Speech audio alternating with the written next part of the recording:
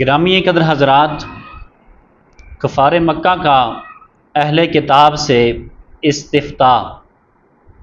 جب نبی کریم صلی اللہ تعالیٰ علیہ وآلہ وسلم نے اعلان نبوت فرمایا، اس کے بعد میرے آقا کریم نے دعوت تبلیغ کا کام شروع کیا، لوگوں تک اللہ کا پیغام پہنچایا اور فرمایا کہ اللہ ایک ہے اور انی رسول اللہ علیکم جمیعا، میں اللہ کا رسول ہوں جو تمہاری طرف سب کی طرف آیا ہوں۔ تو اب جب نبی کریم صلی اللہ تعالیٰ علیہ وسلم نے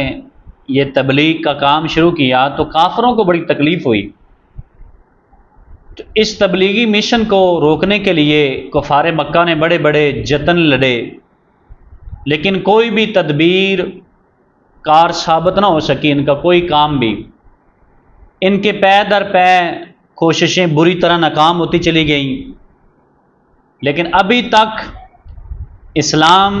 اور نبی کریم صلی اللہ تعالیٰ علیہ وآلہ وسلم کی مخالفت، عداوت کی آگ ان کے سینے سے ختم نہ ہو سکی، اور انہوں نے جناب بڑی سازشیں کی کہ کسی طریقے سے اس تبلیغ کے سلسلے کو ختم کیا جا سکے، مگر آخر کار یہ سارے سر پکڑ کے بیٹھ گئے کہ ہوا کیا ہے اور ہو کیا رہا ہے، یہ کیسے ہوگا؟ ہم سارے سردار کاوشیں کر کر کے تھک گئے ہیں، محنت کر کر کے تھک گئے ہیں، مگر کچھ حاصل نہیں ہو رہا۔ آخر کار انہوں نے ایک میٹنگ بلائی جس کے اندر چند افراد نے یہ مشورہ دیا کہ ہم ایسا کرتے ہیں کہ یثرب چلے جاتے ہیں، وہاں احبار کے بڑے بڑے علماء یہود موجود ہیں، ان کے پاس صحیفے بھی موجود ہیں، تورات بھی موجود ہے، آیا ہم اس کے اندر یہ دیکھتے ہیں، ان سے یہ سوالات کرتے ہیں اس نبی کی اس کے اندر کیا نشانیاں ہیں،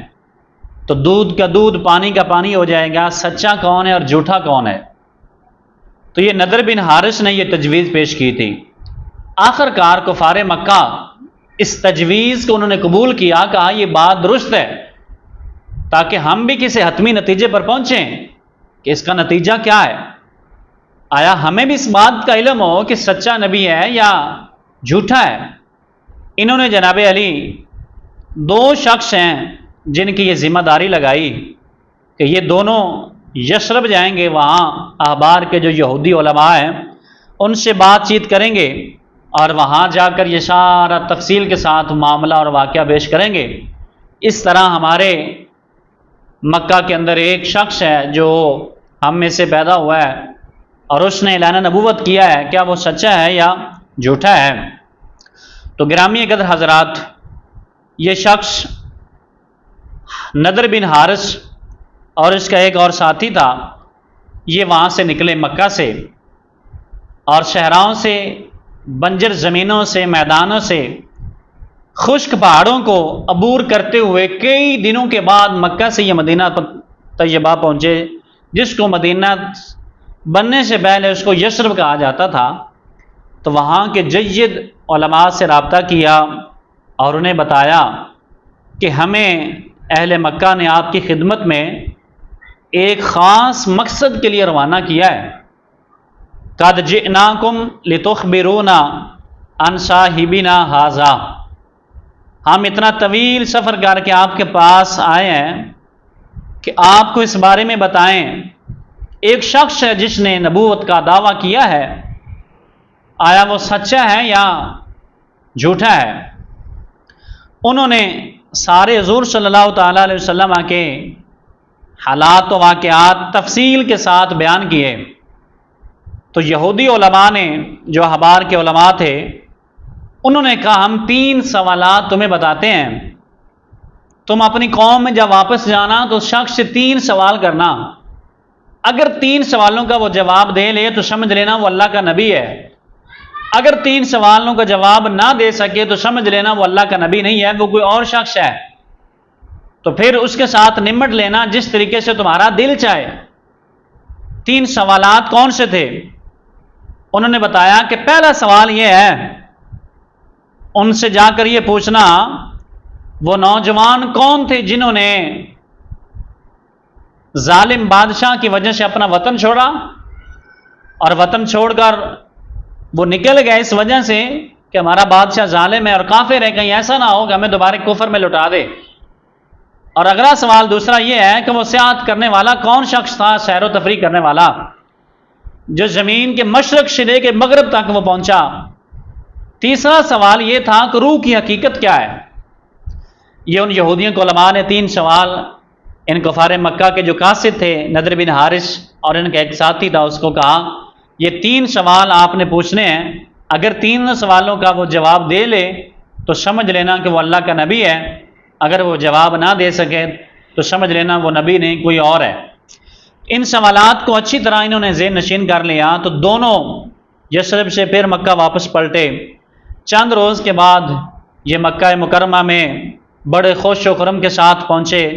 اور اپنی قوم کو تسلی دی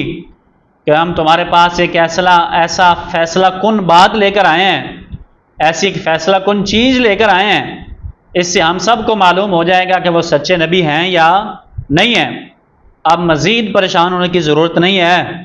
پھر انہوں نے اہل مکہ کو وہ 3 سوال بتائے جو یہودیوں کے علماء نے انہوں نے سکھائے تھے، اور تینوں سوال انہوں نے سکھائے، اور یہ سارے مکے کے کفار اکٹھے ہو گئے۔ انہوں نے میرے آقا کریم صلی اللہ تعالیٰ علیہ وآلہ وسلم کو بلایا اور تینوں سوال حضور کے سامنے رکھے۔ تو میرے آقا کریم صلی اللہ تعالیٰ علیہ وسلم نے فرمایا میں وحی کے بعد ان 3 سوالوں کے جوابات دوں گا اور پھر اس پہ بات کروں گا۔ تو جب وحی نازل ہوئی تو بعض نے کہا کہ یہ 15 دن بعد وحی نازل ہوئی، بعض نے کہا کہ 3 دن کے بعد یہ وحی نازل ہوئی۔ جبریل علیہ السلام حضور کی ذات اقدس پر سورہ کہف کو لے کر نازل ہوئے، جس کے اندر ان تینوں سوالات کے جواب موجود تھے۔ تو نبی کریم صلی اللہ تعالیٰ علیہ وآلہ وسلم نے انہیں بلایا اور انہیں فرمایا جو تمہارے 3 سوالات تھے سنو۔ تو نبی کریم صلی اللہ علیہ وسلم نے فرمایا وہ نوجوان جو اپنا وطن چھوڑ کر دور نکل گئے تھے اور ظالم بادشاہ کی وجہ سے، فرمایا وہ اصحاب کہف تھے۔